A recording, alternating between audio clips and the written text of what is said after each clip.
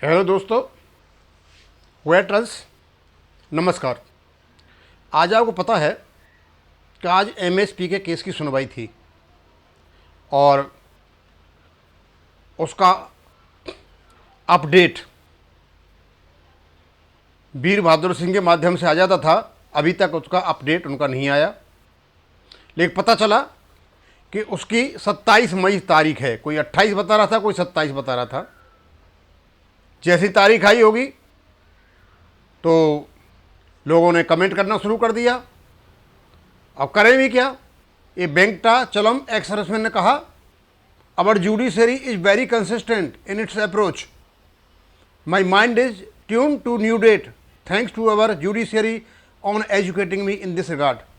अब जैसा इनको मिला वैसा इन्होंने कमेंट कर दिया। अब ये जुडिशरी की गलती है या डेट दी है या उन लोगों की गलती है जो लोग इस केस को लड़ रहे हैं। हमने जानकारी जाननी चाहिए कि एक्चुअली इसमें हुआ क्या। तो एडवोकेट प्रवीण कुमार साहब ने इसका अपडेट दिया और इनसे मेरी बात हुई। और मैं बता दूं आपको, मैं 2 दिन से देख रहा था, पता नहीं कितने वीडियो एमएसपी पर 15,500 कोर्ट में जीत हो गई, कैलकुलेशन भी हो गए, सब कुछ हो गए। यही कमी है हमारी, जो हम अपना छोटापन दिखाते हैं। अब मैं पहले तो एडवोकेट प्रवीण कुमार जी का मैसेज पढ़ता हूं और फिर बताता हूं एक्चुअली में हुआ क्या था। Dear veterans, MSP case was listed before honourable Delhi high court at serial number 24. It came for hearing at around 12:40 p.m. None represented the matter. Honorable court was searching arguing counsel Nidesh Gupta ji, but he was not present. Reasons for non-appearance is known to only Rajiv Bahl and Veer Bahadur ji. यानी हमारे case की तारीख लगी, आवाज़ लगी, सुनवाई हुई, लेकिन हमारे उस केस को लड़ने वाला ना तो वो वकील था और ना वो लोग जो इसको लड़ा करते थे। Thanks and regards. ये प्रवीण कुमार जी हैं, एडवोकेट प्रैक्टिसिंग ऑल कोर्ट इन दिल्ली इंक्लूडिंग सुप्रीम कोर्ट तक के केस लड़ते हैं। अब सवाल ये उठता है कि भाई वकील साहब क्यों नहीं गए निदेश गुप्ता जी, क्या कारण था? और ये अभी नहीं, जब फाइनल हियरिंग हो रही थी तब भी इनको नहीं ले जाया गया। उस समय इस केस के लिए खड़ा हुए थे अपने जितेंद्र कुमार एडवोकेट, और ऐसा कई बार हुआ। हम सबको बताया गया कि ये 1.5 लाख रुपए देते हैं, निदेश गुप्ता जी को कर रखा है, लेकिन ये काफी मौकों पर निदेश गुप्ता जी को साथ में नहीं ले गए हैं, यानी पैसा बचाने के चक्कर में।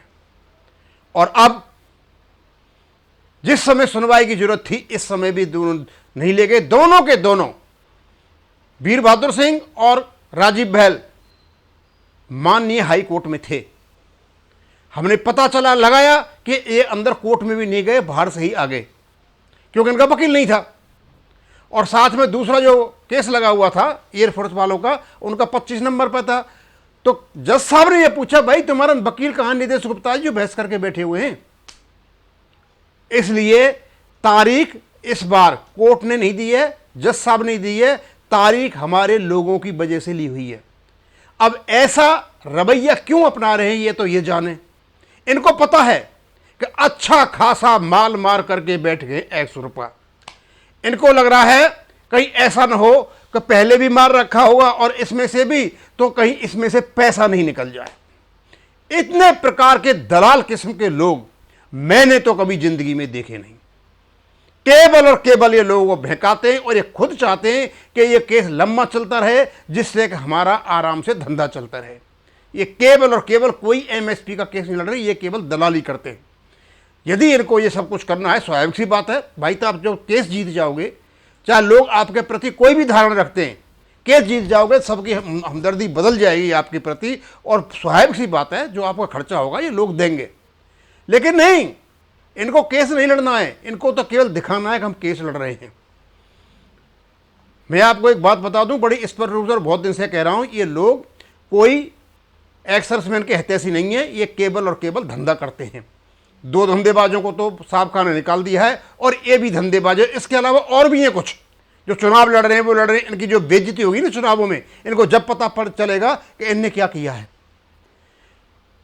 तो अब जो असलियत है एमएसपी के केस की वो ये है कि आज सुप्रीम कोर्ट में बहस करने के लिए वीर बहादुर राजीव बहल की ओर से कोई भी वकील नहीं गया था। और मुझे तो ऐसा लगता है कि इनसे सबका मन भर गया, कोई गया ही नहीं। पहले तो भीड़ होती थी वहाँ पर, 10-12 आदमी जाते थे, इस बार लगता है कोई गया ही नहीं, क्योंकि इनने जो हालत मचाई है लोगों के साथ में, जो बदमाशी की है, मतलब एक्सर ग्रुप वालों के साथ में, सबको पता चल गया ये पैसे के लोभी हैं। अब ये क्या करेंगे अगली बार, क्या नहीं करेंगे, ये तो ये जाने। लेकिन ये केस में यदि कोई दम है तो नीरज गुप्ता जी से है।